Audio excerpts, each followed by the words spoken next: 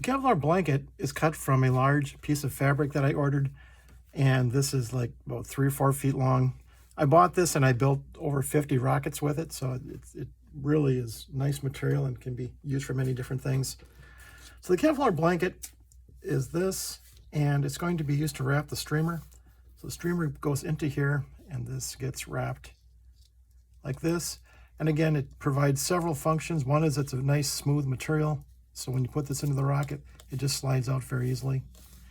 The other thing is that it prevents the streamer from sliding down when you accelerate, so it holds it in place. It also provides some degree of fire protection. The question is, what size is this and how do you determine the size? The body tube is a 1/2 inch in diameter, and we can look at some various ideas on how this wraps, etc. But a simple rule of thumb is about 50% more. So this being a 1/2 inch diameter, this is 3/4 of an inch wide. For the length, it's pretty easy. This is a 2-inch streamer, so we have 2 inches here. We have 2 inches here coming back. And we need some space on the end and the top.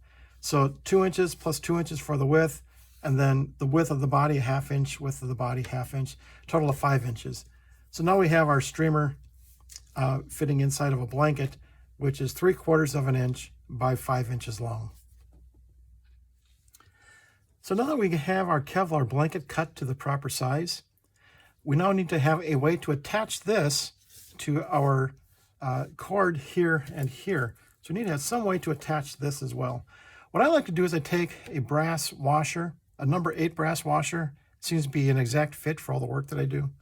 Just take the washer, and it's going to get glued right here on the end. So what I do is I hold this with a forceps. I scrape it with some emery cloth to make it a little bit more rough, this.